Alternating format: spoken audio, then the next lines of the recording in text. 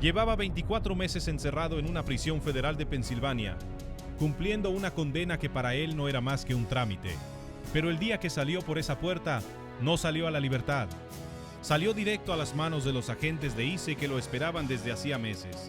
Su nombre real es José Alberto Zamora Zamora, pero en las calles, en las clicas y en la lista de los 100 criminales más buscados de El Salvador, todos lo conocen por otro nombre, El Piraña. Y lo que está a punto de escuchar es la historia de cómo un líder de la MS-13, responsable de una de las torturas más brutales documentadas en Chalatenango, terminó siendo entregado por el propio gobierno de Estados Unidos al país que llevaba años queriendo juzgarlo. Si te interesa conocer las capturas más importantes y los operativos más impactantes contra la delincuencia en El Salvador, suscríbete ahora al canal, porque lo que viene en los próximos minutos es una de las historias más fuertes que hemos contado sobre la MS-13 y su relación con Estados Unidos. Todo comienza en el año 2016, en una zona rural de Chalatenango Norte, donde la clica Fulton Locos Salvatruchos, parte del temido programa Fulton de la Mara Salvatrucha, mantenía un control absoluto sobre varias comunidades. Ahí, dos personas cometieron el error que dentro de esa estructura criminal se paga con la vida: desobedecer una orden directa de la pandilla. ¿Qué fue exactamente lo que hicieron esas dos víctimas para ser condenadas a muerte por su propia estructura? Eso hasta ahora sigue siendo parte de una investigación que tardó años en reconstruirse, pero lo que sí se sabe con certeza es lo que vino después, y es difícil de escuchar.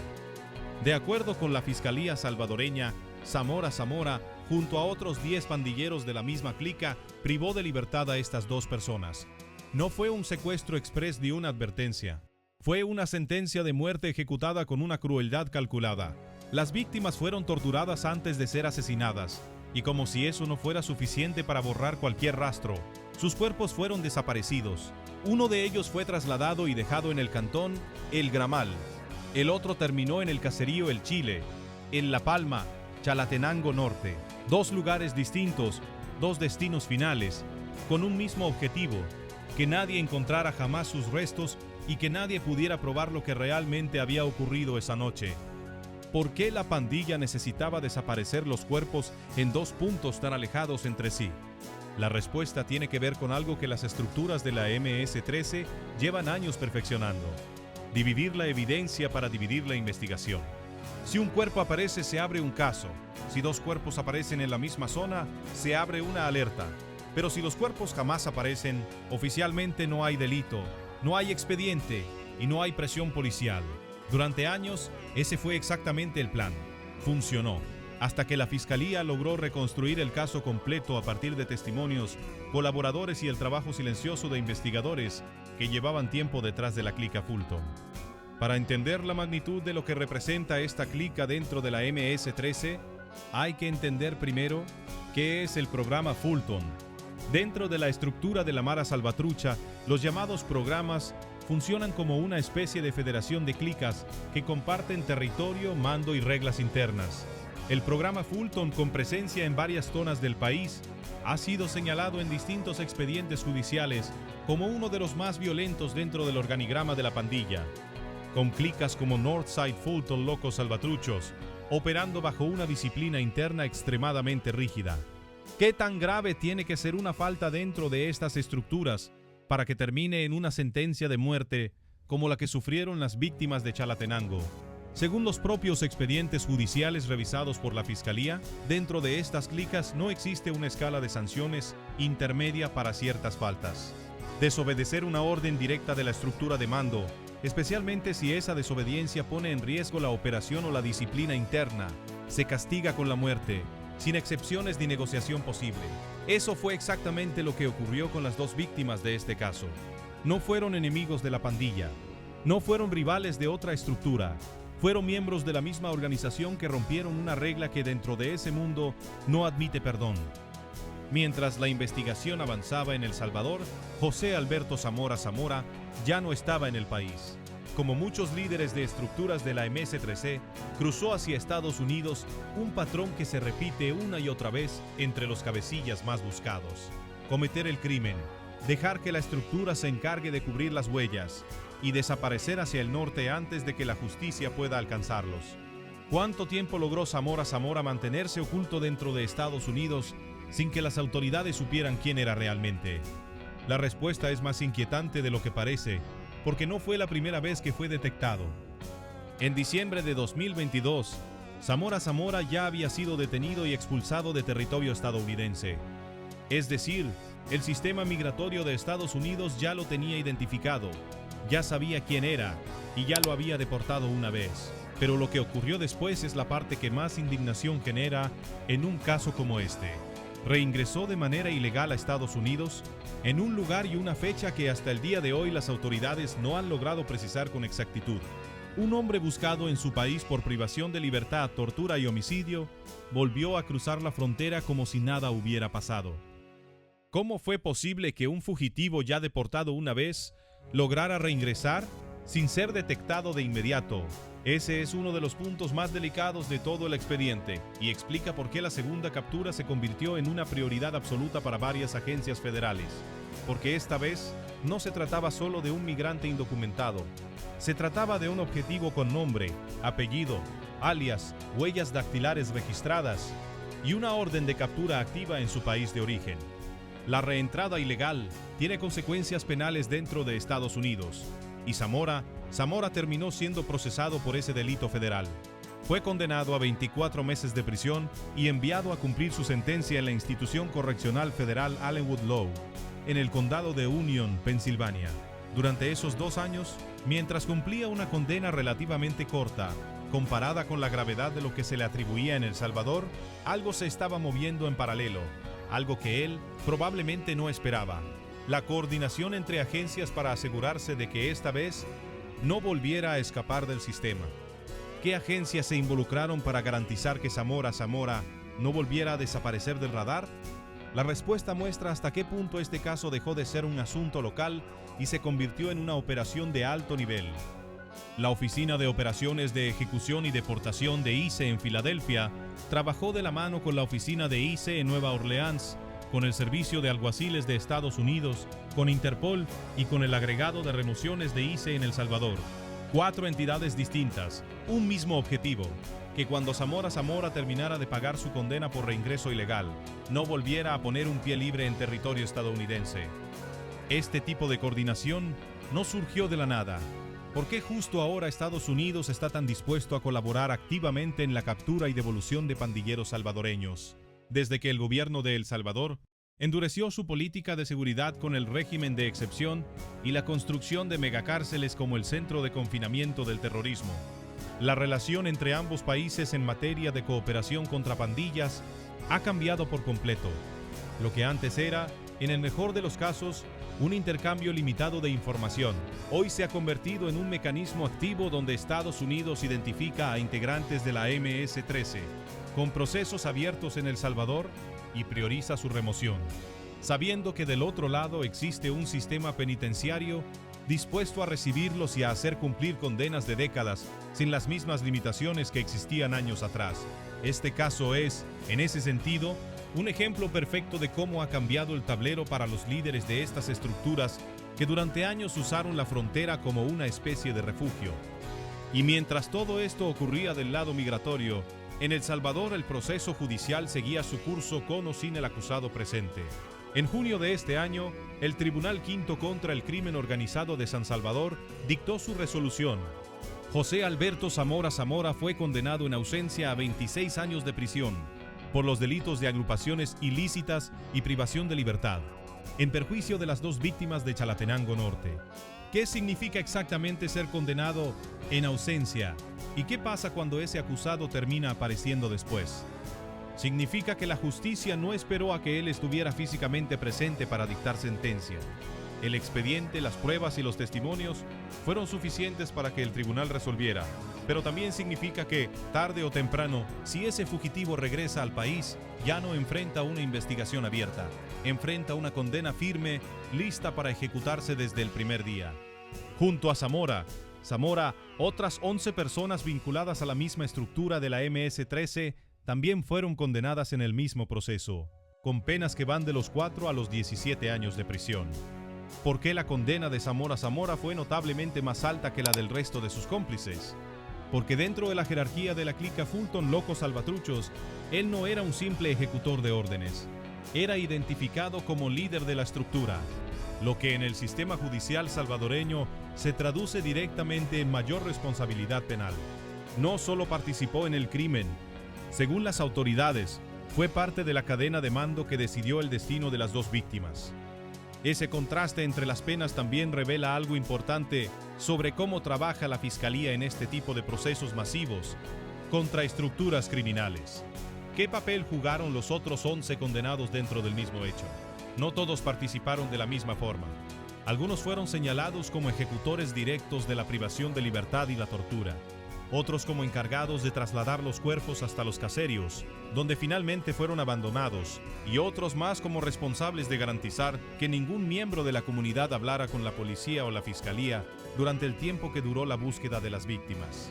Es precisamente esa división de tareas la que permite reconstruir, pieza por pieza, cómo operaba la clica en el terreno y por qué durante tanto tiempo el caso permaneció sin resolverse.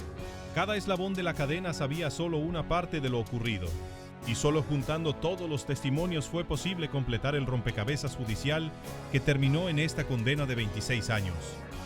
Para las comunidades de El Gramal y El Chile en La Palma, Chalatenango Norte, este caso no es solo una noticia más sobre pandillas. Durante años estos dos lugares cargaron con el peso silencioso de saber que ahí, en algún punto de sus propios terrenos, habían sido abandonados los cuerpos de dos personas que nunca fueron encontradas con vida. ¿Qué representa para estas comunidades que finalmente exista una condena firme por lo ocurrido? Representa, en primer lugar, el reconocimiento oficial de que el crimen sí ocurrió tal como se sospechaba desde hace años, incluso sin la certeza absoluta de dónde terminaron los restos de las víctimas. Y representa, en segundo lugar, que el silencio impuesto durante años por la estructura de la MS-13 en esa zona ya no es garantía de impunidad para quienes ordenaron y ejecutaron ese crimen. El 15 de agosto de este año, mientras cumplía ya el tramo final de su condena por reingreso ilegal, ICE ejecutó la remoción. José Alberto Zamora Zamora fue trasladado en un vuelo desde Estados Unidos de regreso a El Salvador. Pero aquí viene uno de los detalles que más llamó la atención de todo el caso. La deportación se ejecutó el 15 de agosto, pero no fue anunciada públicamente hasta el domingo 7 de septiembre, casi 3 semanas después. ¿Por qué esperar tanto tiempo para hacerlo público? La explicación más probable, según el propio comunicado de ICE, tiene que ver con protocolos de seguridad en este tipo de remociones de alto perfil. Cuando se deporta a un líder de una estructura criminal transnacional, hacerlo público de inmediato puede generar riesgos operativos, tanto para los agentes involucrados en el traslado, como para las autoridades que reciben al detenido del otro lado de la frontera. Solo cuando la operación estuvo completamente cerrada y consolidada, ICE decidió confirmar oficialmente lo que había ocurrido. El director de la oficina de campo de Aero Filadelfia, Brian McShane, fue directo en su declaración. Calificó a Zamora Zamora como un criminal violento y líder de una de las pandillas más peligrosas del mundo, y aseguró que su presencia representaba una amenaza directa para la seguridad pública dentro de Estados Unidos. ¿Qué otros crímenes se le atribuyen a Zamora? Zamora, además del caso de Chalatenango, según ICE, en El Salvador también es buscado por secuestro agravado, extorsión, homicidio y conspiración para cometer asesinato, cargos adicionales a la condena ya dictada por el tribunal salvadoreño, lo que sugiere que su historial dentro de la estructura criminal va mucho más allá de un solo expediente judicial. La remoción de Zamora Zamora fue descrita por ICE como una victoria crítica dentro de su misión de proteger a la comunidad de fugitivos extranjeros peligrosos, y no es un caso aislado. ¿Qué patrón se repite en este tipo de operaciones entre Estados Unidos y El Salvador? Cada vez con más frecuencia, las autoridades migratorias estadounidenses están cruzando información con las bases de datos de los 100 más buscados de la Policía Nacional Civil de El Salvador. Cuando un nombre coincide, ya no se trata solo de resolver un caso migratorio. Se convierte en una operación conjunta para asegurarse de que ese fugitivo regrese exactamente al país donde tiene una condena esperándolo. Con la condena de 26 años ya dictada y firme, y con Zamora Zamora ahora físicamente en territorio salvadoreño, el escenario legal cambia por completo. Ya no hay margen para juicios en ausencia, ni para procesos que dependan de testimonios sin el acusado presente. ¿Qué va a pasar ahora que el Piraña está de vuelta bajo la custodia del sistema penitenciario salvadoreño? La condena que pesa sobre él ya es firme, lo que significa que, salvo un recurso legal extraordinario, deberá cumplir los 26 años completos dictados por el Tribunal Quinto contra el crimen organizado.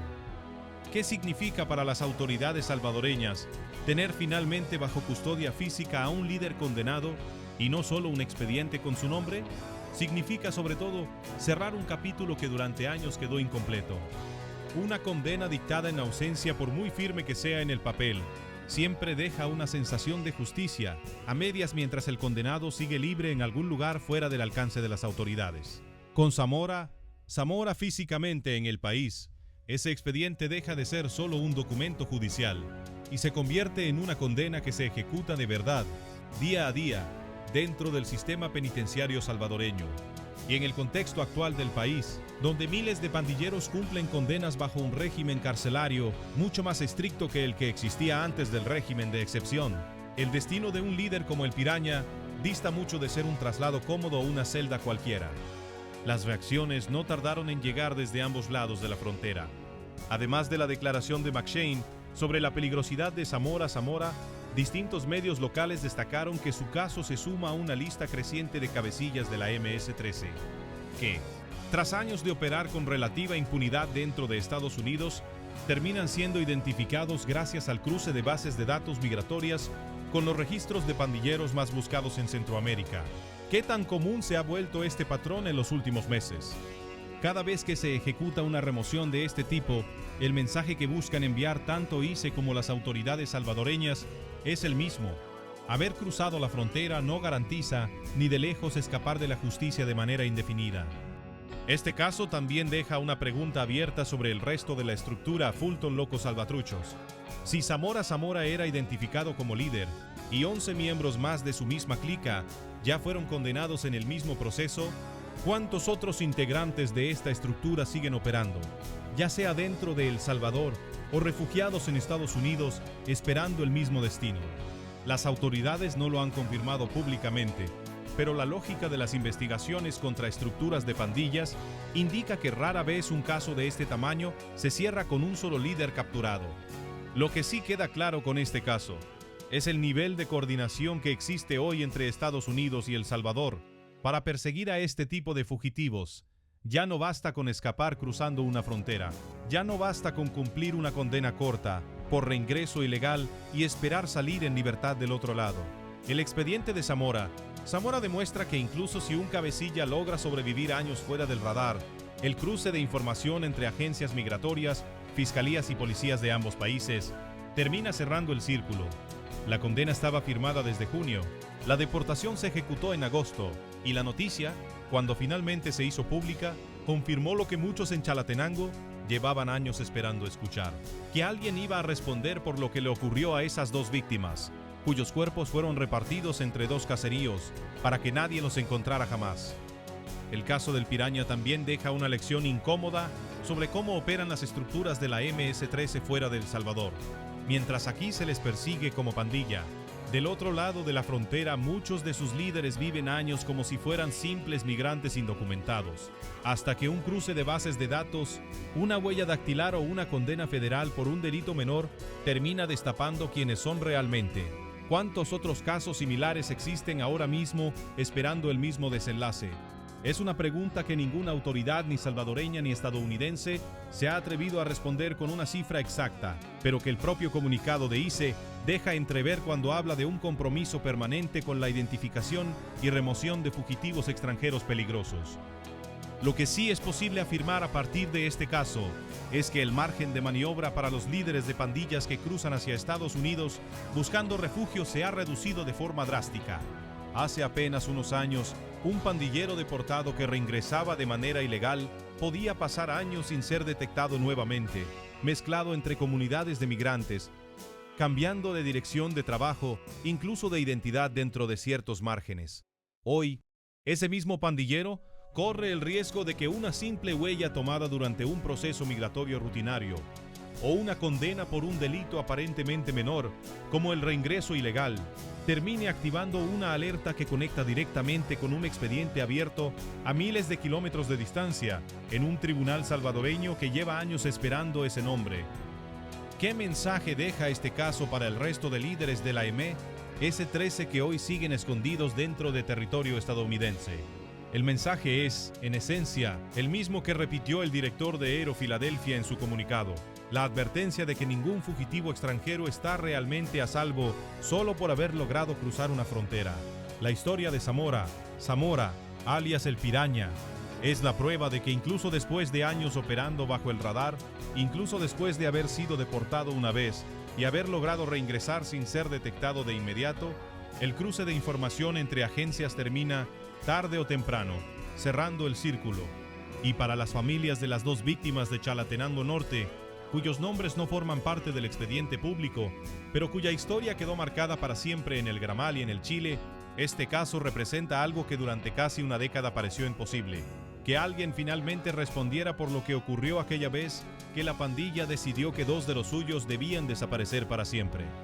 Hoy, ese responsable ya no está oculto en algún rincón de Estados Unidos. Está de vuelta en El Salvador bajo una condena firme de 26 años, esperando cumplir cada uno de ellos dentro del sistema que finalmente logró alcanzarlo.